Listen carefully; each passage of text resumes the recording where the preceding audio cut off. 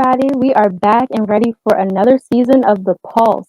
I know it's been a while since you've seen us. The last episode was back in 2020, but we are in 2021 and we have some amazing content and topics for our upcoming episodes. So, allow me to introduce myself. It's your girl Armani, the activist, and your host for today's episode. And I'm going to pass it off to my fellow co host.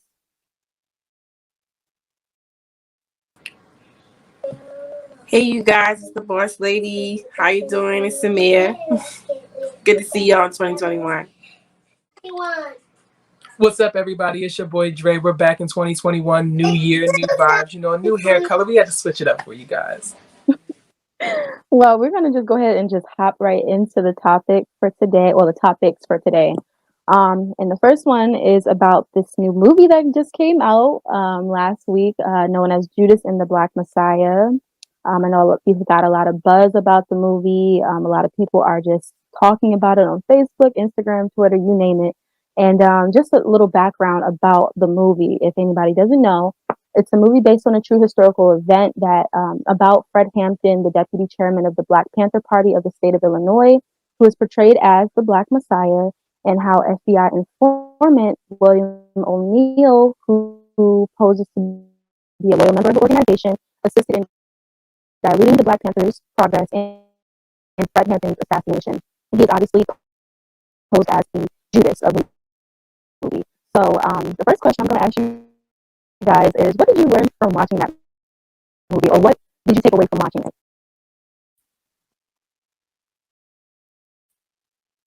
it? I really, I really love the whole Black Panther story. Quite frankly, I always really been drawn to it.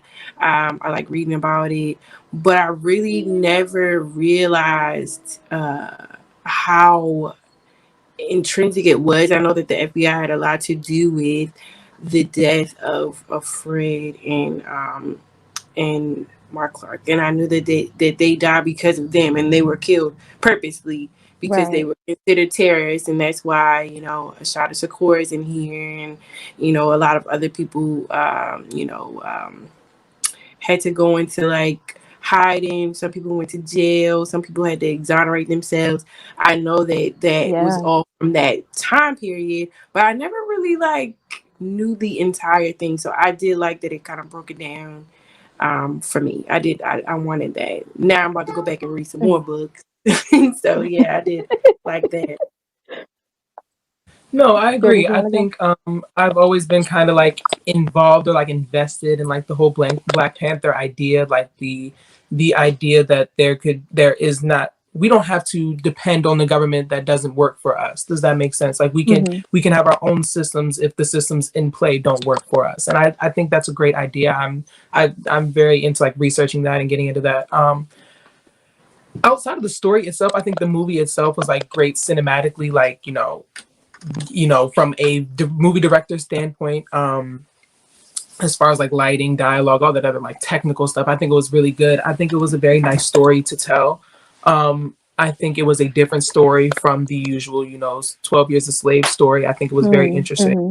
to see a story where not necessarily even Black people in power or Black people in struggle. I think it was a combination of both, and I think that's what makes for a really interesting and good story. So I think the movie is definitely a good watch for anybody out there who's wondering if they should or should not. I think it's definitely good watch to invest in. Definitely. And actually, you kind of like brought up definitely well, part of the question that I was going to ask you guys next was, did Judas and the Black Messiah honor Fred Hampton well enough in this film? Because I feel like, honestly, with the of course, Hollywood is Hollywood, so obviously they're going to amplify certain things. And I feel like, of course, but I think who was it that I think I can't remember who produced it. The guy who produced the Black Panther movie, the Black Okay. isn't it? I think it was him. I gotta look. I gotta go back and look at it. But I definitely feel like um the whole entire movie was pretty good overall, but I just feel like, of course, you don't want to turn people off from like wanting to understand that the Black Panthers, they wanted to use self-defense and to make sure that they protect their community. And they showed all of it, honestly. I just wanted to know what your guys' opinion was on it. I feel like it came out at the most appropriate time. I Mm-hmm. feel like we're at a point where people are at that point, and when you at the beginning of the movie, it talks about that one individual doesn't cause a rebellion. It's not the Mm-hmm. individual that causes the rebellion. It's actually the conditions in which we're living. And back then the conditions were more of on a segregated, you can have this, you can have that. And I've always thought, slavery didn't necessarily end. We're still slaves. We're just Hmm. slaves to the media, slaves to propaganda, Corporate slaves America. to the thought process that we can only do A, B, C, or D. And I feel like it's coming to a head right now.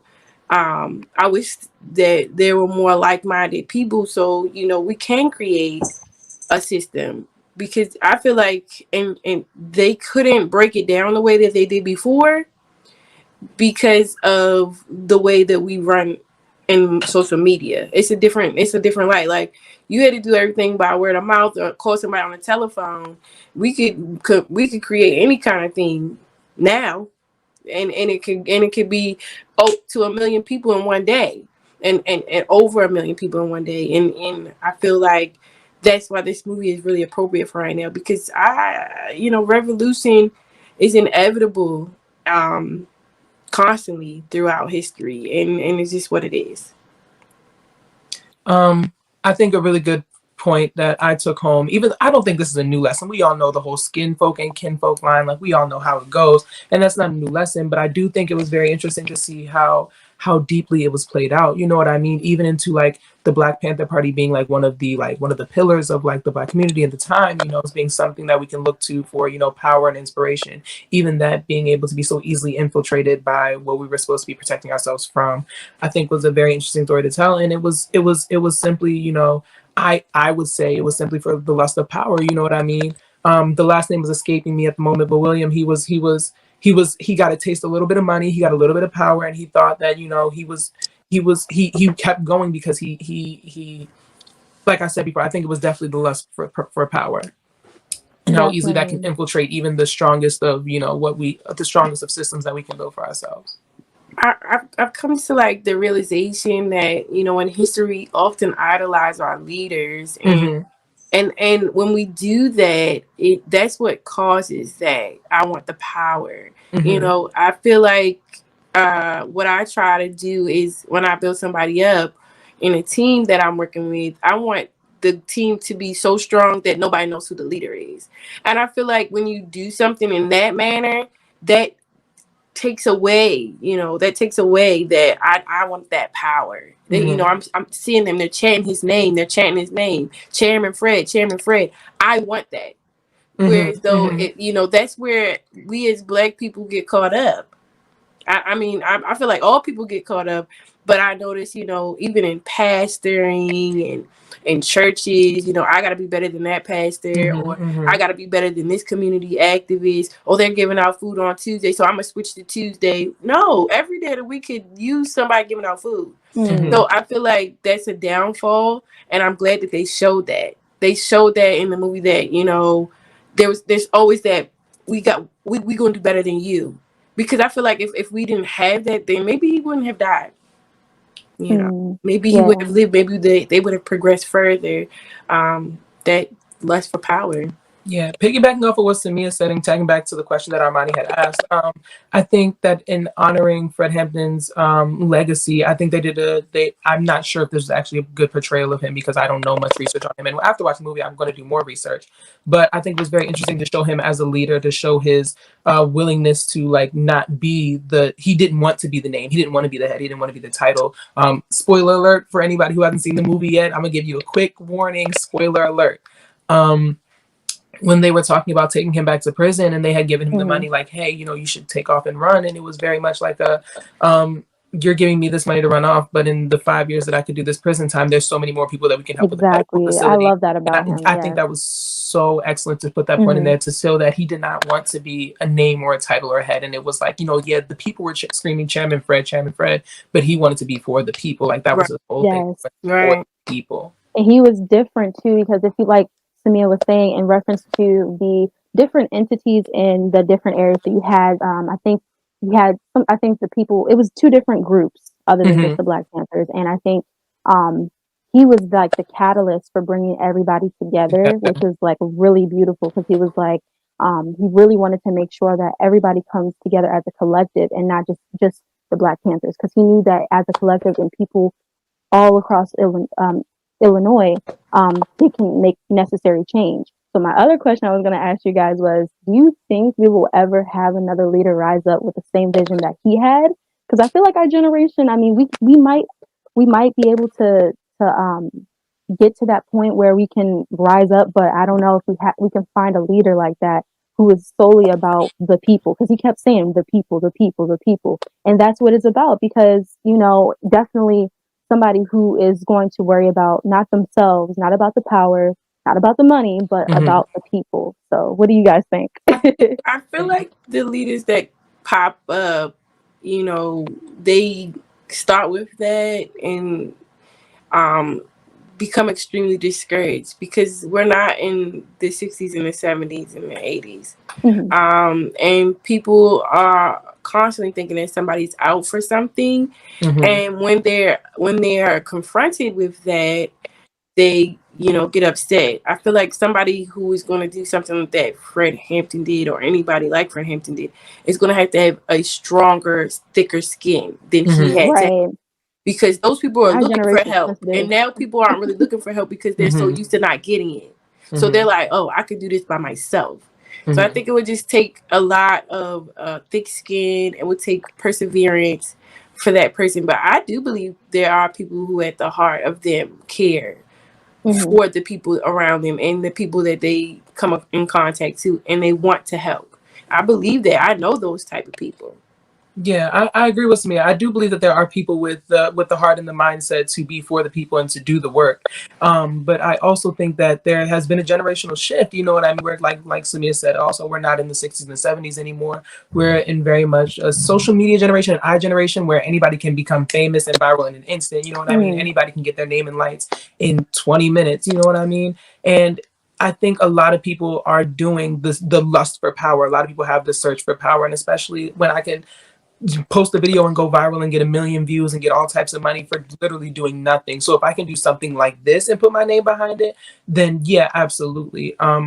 Anybody would jump at that opportunity. But like Samia said, I do believe that there are people with the heart and the mind to do the work and to be the leader that is for the people. But I think it's going to be difficult, one, to find a person like that, and two, for that person to rally an entire generation behind him, a generation that is so obsessed with wanting to be number one in the top spot and Mm. the leader and having your Right. name. Right. Right. Horrible. I mean, people are getting famous for putting gorilla glue in their hair. Stop. Oh my gosh. Sorry, About that. it's sad. But no, That's what we've come yeah, we to. definitely, and then somebody else is just mocking the same thing. But well, we're gonna go ahead and take a break.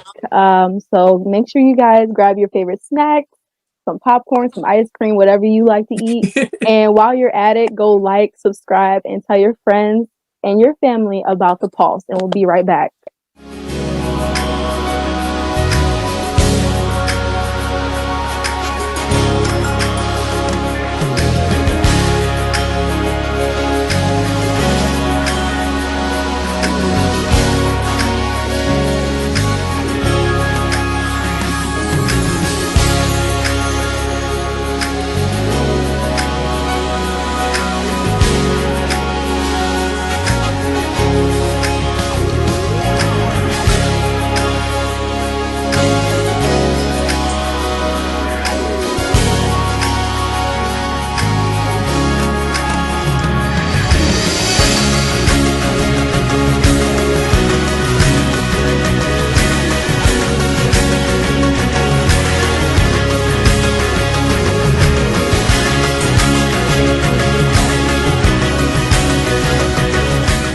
All right, we are back with the Pulse. I hope you guys are ready for another new topic. Um, we're going to talk about Black history because it is February. And of Yes, course, yes. it's not just in February, it's Go back. 365 days of the year if you are Black. So, but one of the questions I did want to ask is since last year's protest, which got everybody's attention about how important Mhm. Black Lives Matter and how much Black history matters, do you think people are gonna continue that narrative outside of the month of February? Because I see how like there's an influx of just people talking about Black history this month, but let's just wait until March and the rest of the year and let's see what happens. So, what do y'all think? I was gonna say, oh, you go ahead, Jerry. Go ahead. All right. I don't know. I think it's interesting. I think we're going to see something similar now that we see every year, of course, where people and corporations get on and they post their Black Lives Matter hashtags and they post their, Black History Month, infographic images or whatever. They get the intern to throw together in the back office, the day before Black History Month Oh starts. We all know gosh, how I'm it goes. telling you. But I think it's interesting this year in particular, considering, like Armani had mentioned, the riots of last year. I mean, well, the summer that just passed with, geez, the name has escaped me. It just literally just George lost. Floyd, George Breonna Floyd. Thank you, Taylor, thank you. yeah. Totally just escaped my mind. With the rise of George Floyd and everything, and people um, are now much more aware of the Black Lives Matter Hmm. movement, and being in quarantine and whatnot, not having many other things to distract our attention right now, and having things when it's important, it's very important.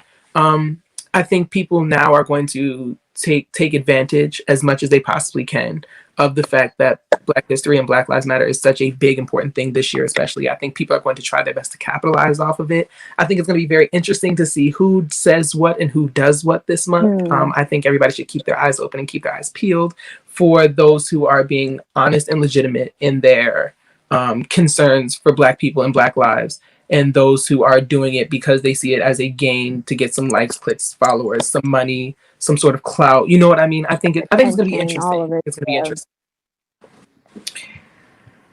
Well, I've lived for 31 years, and Mhm. every single February, everybody's like, we're gonna do 365 Black History, and usually I'm like, that's not gonna happen, and I'm pretty sure it's not gonna happen.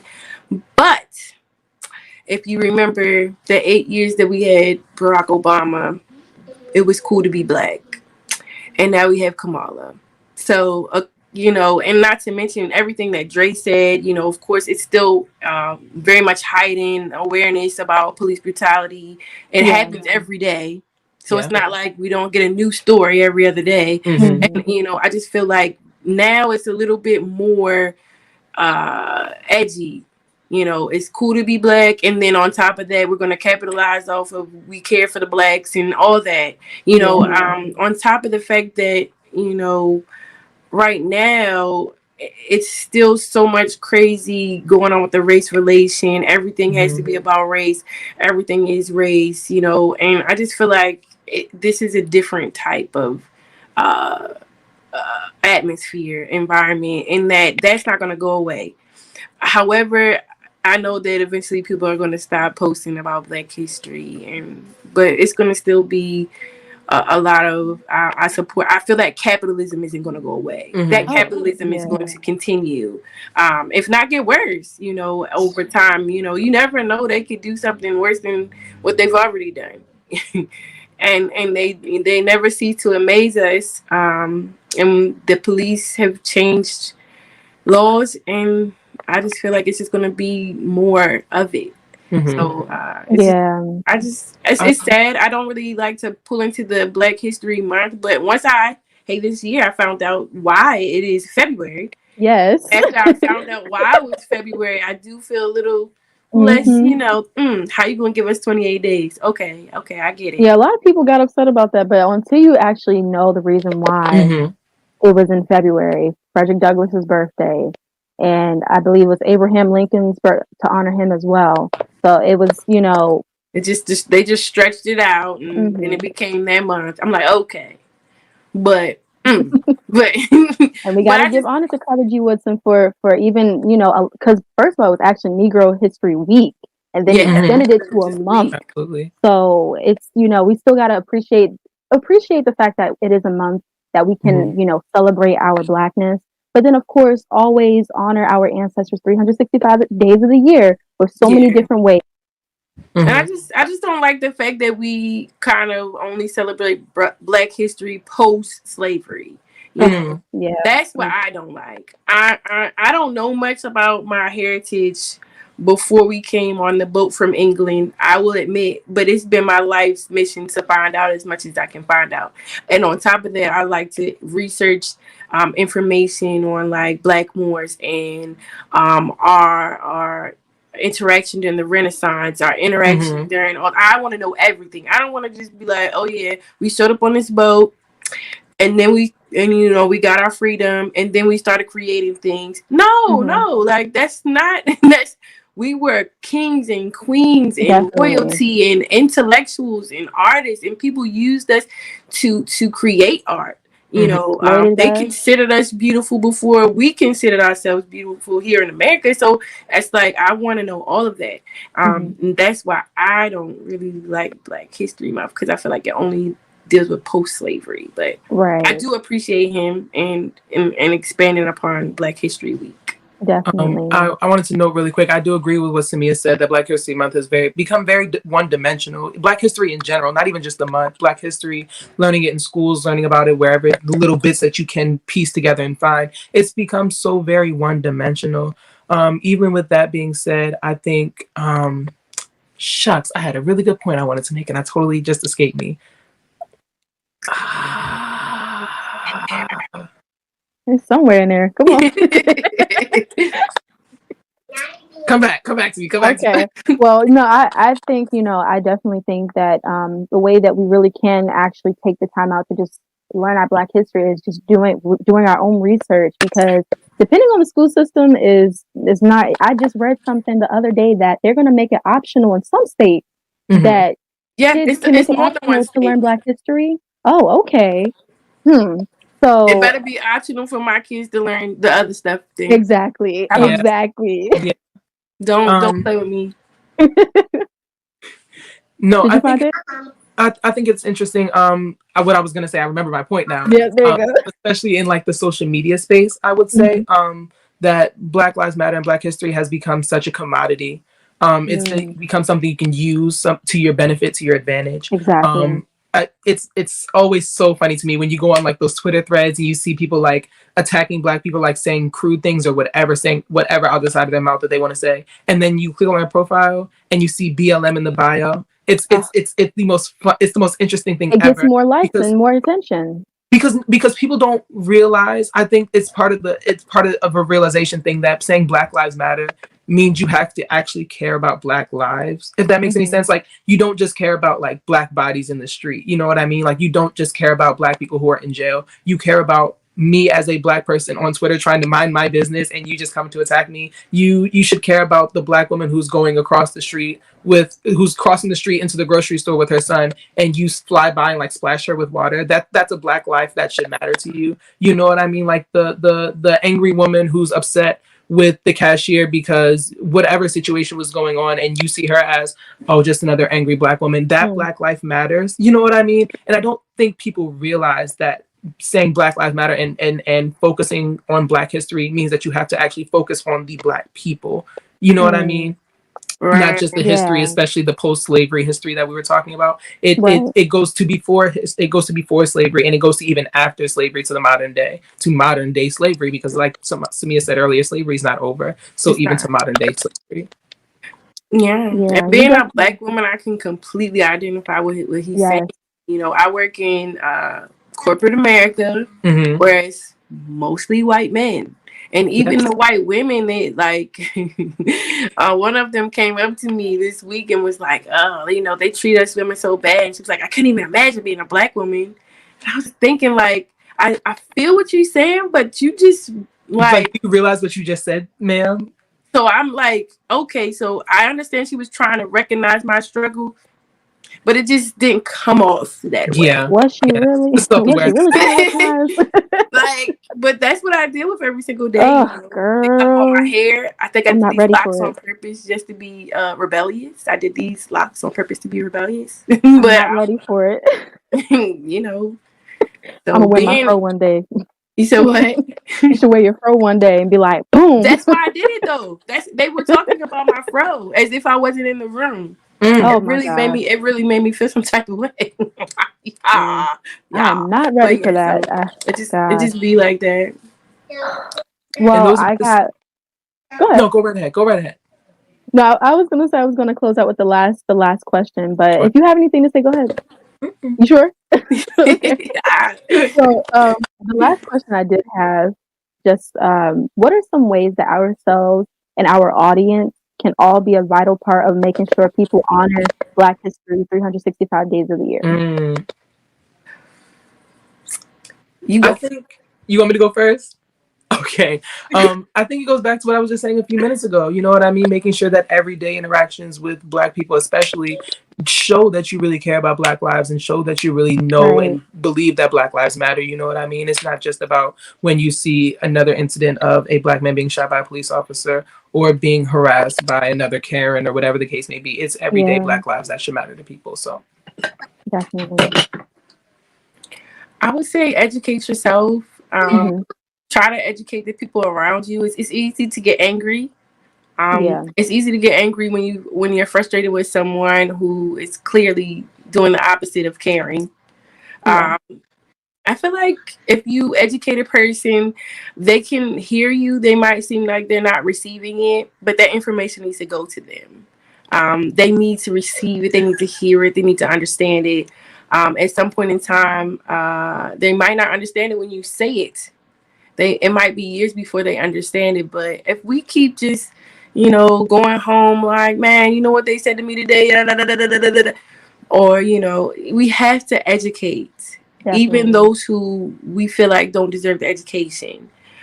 We have to educate our children. We have to educate ourselves, and we just have Yes. to really put forth the effort to understanding, humanity, and how, even it doesn't matter what color you are. People work off of how you make them feel. mm-hmm. So, Definitely. make the people around you feel comfortable enough to confide in you their Hmm. misunderstanding. Absolutely. And then, Right. it's a lot of different things we can do, but I feel like that's number one, and we need to start changing the narrative of, social media. What's the word? Like gospel. Like, it's not Gotcha. gospel. It's not gospel. We need to start changing that, and going back to what real reality is. I think reality TV has flattened mind our brain. Our Mm-hmm. brains Mm-hmm. retarded, Yeah. and we can't really grasp that there's actual reality. This is not reality, so we need to Hmm. change that too. Right.